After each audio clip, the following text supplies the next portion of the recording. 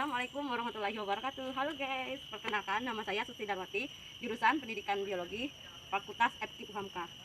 Di sini saya akan mengadakan PLP 1 atau observasi di SMA Negeri 1 Leparpongo yang berketempatan di Desa Tanjung Labu, Kecamatan Leparpongo, Kabupaten Bangka Selatan, Kepulauan Bangka Belitung. Yuk saksikan videonya. Assalamualaikum warahmatullahi wabarakatuh. Perkenalkan nama saya Susi Darwati dari jurusan Pendidikan Biologi, Fakultas FKIP UHAMKA, kelas 5A. Sebelum saya izin bertanya, terlebih dahulu saya persilakan untuk perkenalkan diri. Terima kasih. Saya sendiri, nama saya Julianto, asalnya Belinyu. Saya mengaku guru mapel penjat orkes atau PPK. Kalau jabatan saya sebagai wakil kesiswaan, berhubung sekolah sama wakil itu tidak ada tugas luar ya, di luar. Hari ini ada wakil saya. Jadi silakan kepada Ibu Dari kepada keperluan. Terima kasih Pak Yul. Pertanyaan pertamanya, menurut Bapak bagaimana karakteristik umum peserta didik di SMA Negeri 1 Leparpongo pada saat ini? Untuk karakteristik umum peserta didik di SMA 1 Leparpongo, sebenarnya ada beberapa hal. Inti yang umum saja ya, yang khususnya nanti. Jadi rata-rata peserta didik di sini itu motivasinya untuk belajar itu masih sangat kurang. Mungkin karena saya ingin tahunya juga kurang. Penyebabnya itu dari orang tua. Yang pasti mereka tuh datang ke sekolah tuh tujuannya itu rata-rata belum. Jadi, terus anak sini pada kenyataannya itu tidak terlalu ada sih ya, ada mungkin berapa orang, cuma rata-rata itu tidak punya tujuan. Misalnya saya mau sekolah itu saya nanti tamat sini, saya harus ke sini, itu tidak punya mereka, belum ada planning ke depan ya. Jadi saya harus kuliah, saya harus kerja di sini. Nah, mereka tuh belum punya yang namanya cita-cita. Harusnya yang namanya cita-cita itu sudah dari awal kita sudah punya, mau tidak mau harus ada, karena itu akan jadi motivasi dari dalam diri kita.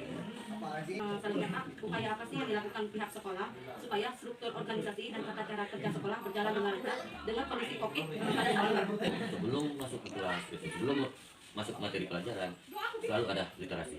Untuk literasinya ya mungkin berupa nasihat, pandangan hidup, ini salah sekolah, ini sekarangnya kami kan masuk jam 7. Jam 7 sampai jam 7.30 itu waktunya literasi. Setelah jam 7.30 baru masuk jam pelajaran. Itu usaha sekolah biar bagaimana memotivasi anak. Ya, yang saya katakan tadi kan karakteristik umum yang kurang bagus harus dirubah. Apa yang dilakukan pihak sekolah untuk mendukung peraturan dan tata tertib sekolah supaya berjalan dengan lancar? Sebenarnya peraturan dan tata tertib ini munculnya dari kami semua. Jadi gue harus jadi contoh. Makanya komitmen tadi. Kalau orang lihat kita komitmen, ya, tanggung jawabnya, maka murid akan benar berarti omongannya. Dan alhamdulillah guru-guru di sini. Makanya murid sekarang alhamdulillah komitmen. Artinya dengan komitmen itu murid akan nilai ternyata guru-guru sudah bagus, tinggal kami. Guru, tata usaha dan sebagainya terus itu ya untuk mendukung tertentu. Terus apakah kegiatan-kegiatan seremonial atau formal, salah satu contohnya seperti upacara, apakah peserta didik melaksanakannya dengan penuh semangat? Untuk saat ini kalau masalah upacara itu tidak dimasukkan ke dalam pelajaran kami, kegiatan tidak. Jadi udah sementara divakumkan dulu ya, dengan kondisi COVID. Tapi kita nggak tahu ini sampai kapan. Nah, untuk sekarang yang sudah jalan itu kalau di sini kegiatannya itu setiap Jumat ya, awal bulan itu ada kegiatan yasinan ya. Terus awal bulan ini ya, dengan tidak adanya upacara ini memang mungkin jangan sampai lah, karena upacara ini kan sebenarnya tujuannya untuk bagaimana kita mengenang jasa kita, terus menghargai pahlawan kita, bagaimana proklamasi kemerdekaan, kan itulah upacara kita mengenang kegiatan itu sebenarnya. Mudah-mudahan secepatnya nanti akan diadakan. Ada tidak pengaruh kegiatan-kegiatan rutin berupa kulikuler, kokulikuler, ekstrakurikuler dengan kondisi COVID pada saat ini? Kalau pengaruh jelas ada ya, terutama dengan kondisi COVID ini kegiatan kan banyak diberhentikan. Kegiatan banyak diberhentikan, maka motivasi anak-anak ini untuk mengikuti kegiatan ekstrakurikuler sudah pasti lah ya, karena yang menjadi motivasi mereka untuk ikut ekstrakurikuler itu kan ada perlombaan, pertandingan, itu pasti ya. Tapi dengan tidak diadakan pertandingan ya, maka mereka akan bingung. Saya ikut ekskul itu apa sih sebenarnya? Walaupun sebenarnya ekstrakurikuler, kokulikuler bukan hanya itu tujuannya.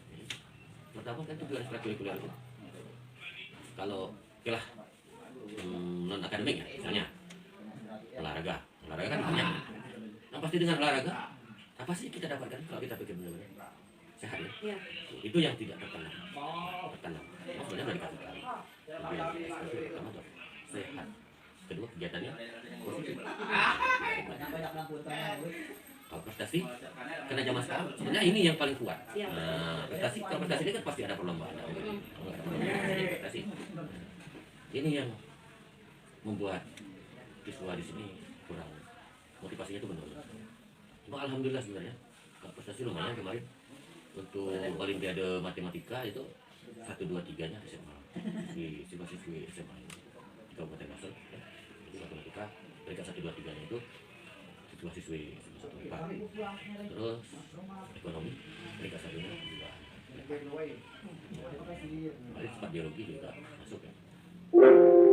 Terus geografi juga pernah 2 anak, bagian 3. Tapi kalau olimpiade memang ada perlombaan, jadi mereka pasti yang jadi masalah itu di olahraga. Karena event olahraga itu gimana ya? Pasti ada keramaian ya. Nah, tidak bisa main voli lewat online, tidak bisa, ya. Tidak bisa main voli kan tandingnya online. Nah, harus di lapangan ya. Kalau olimpiade bisa tandingnya lewat komputer. Kalau main bola tidak bisa lewat komputer. Ya. Nah ini yang susah. Jadi harus ada di lapangan.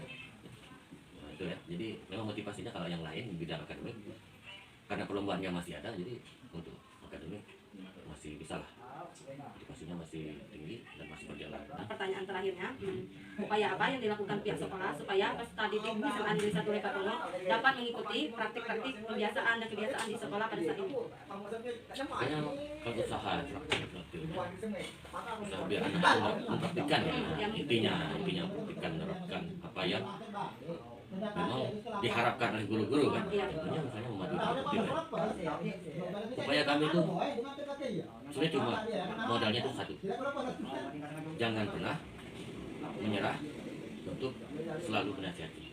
Itu upaya. Jadi menasihati ini kan banyak cara, menghukum juga menasihati sebenarnya, cuma dari cara intinya itu jangan pernah berhenti untuk menasihati. Kalau sekali berhenti kayak dia bukan guru. Ya, jadi inti dari guru itu apa sih sebenarnya? Kita tuh mendidik. Jadi jangan pernah berhenti mendidik selama kita masih jadi seorang. Pokoknya di situ. Jadi tetap walaupun terkadang kita bisa dikatakan terpancing lah adrenalin kita kan, ya wajar. Cuma jangan sampai kita membutuhkan sebuah insiden. Yang namanya anak ya tetap anak. Baiklah Bu, izin saya bertanya. Pertanyaan pertama, bagaimana pendapat Ibu tentang kegiatan pembelajaran secara luring atau daring yang dilakukan pada saat pandemi COVID-19? Oh gitu, kegiatan pembelajaran di SMA ini ya. Dari awal COVID-19 itu berapa kan?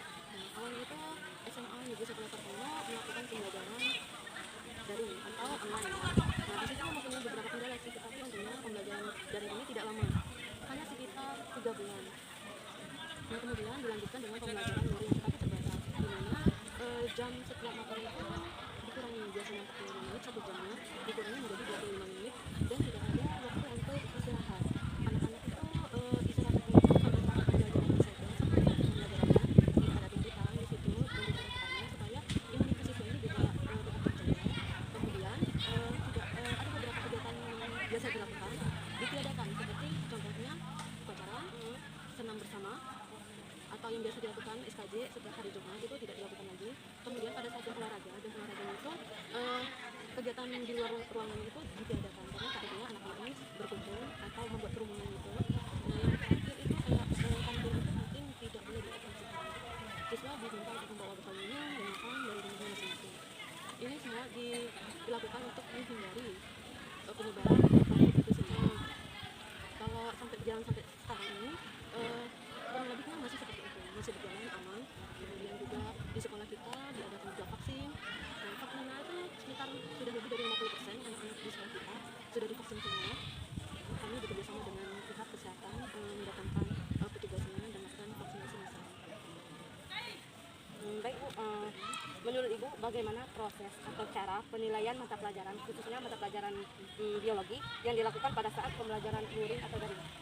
Untuk pembelajaran di awal dulu ya, saat awal pandemi itu karena dia online, sementara ketika anak dituntut untuk pembelajaran online itu pasti ada beberapa masalah.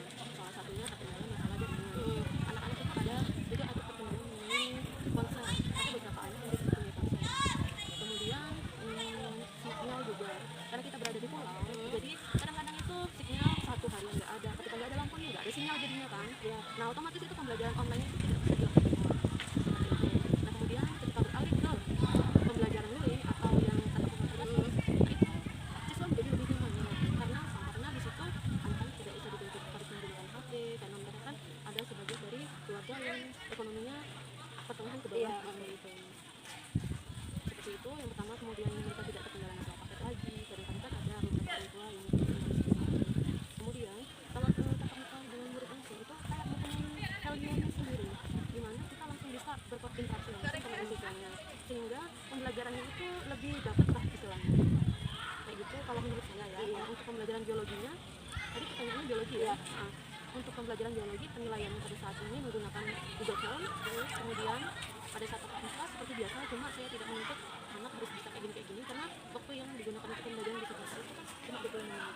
Kadang-kadang itu untuk apa yang membuat mereka tertib dulu menggunakan masker ketika di kelas itu kan sudah menghabiskan beberapa menit. Nah, kemudian barulah pembelajarannya dimulai. Dari situ saya biasanya menggunakan pembelajaran yang saintifik saja, yang mudah mereka pahami. Kemudian penilaiannya saya menggunakan tugas harian yang dibuat oleh siswa dan ulangan harian seperti biasa. Kalau untuk ulangannya itu kadang-kadang saya menggunakan Google Form, kadang-kadang saya menggunakan yang tertulis saja. Bu, pada saat ini kendala apa saja yang Ibu temui atau alami selama pembelajaran luring atau daring? Kendalanya, saya ceritakan tadi itu. Kalau online, kalau daring itu masalahnya jaringan, kondisi siswa. Kadang-kadang itu mereka pada siang sampai pagi hari sampai siang hari itu membantu orang tua malahan, atau mereka bekerja sehingga mereka tidak fokus lagi untuk belajar. Kemudian yang kedua, kalau yang pembelajarannya luring atau tatap muka seperti ini, kekurangannya adalah ketika waktunya dikurangi 25 menit per jamnya, sementara tugas kita untuk mendisiplinkan anak menggunakan masker, kemudian cuci tangan, kemudian mengkondisikan siswa, kadang-kadang waktunya itu kurang seperti itu. Oke Bu, pertanyaan terakhir, upaya apa saja yang dilakukan Ibu supaya peserta didik termotivasi selama pembelajaran luring atau daring? Kalau masalahnya misalkan pembelajaran online yang dulu itu anak-anak kurang terlalu motivasi karena mereka paling ngerjain tugas saja. Jadi tugasnya itu bukan hanya mencatat atau menulis, kadang-kadang saya membuat mereka untuk prakteknya langsung, misalkan cara pembuatan hand sanitizer seperti itu, atau cara membuat masker, dibuat videonya kemudian diupload di media sosial supaya tugasnya itu lebih mengasihkan dan bermanfaat juga ya. Sekaligus mengedukasikan kepada teman-temannya untuk menggunakan masker dan hand sanitizer seperti itu. Kemudian kalau pembelajaran luring saya biasanya lebih ke prakteknya supaya anak tidak pasif, sehingga anak-anaknya itu lebih aktif dan lebih nyaman dalam pembelajaran, tidak hanya teori.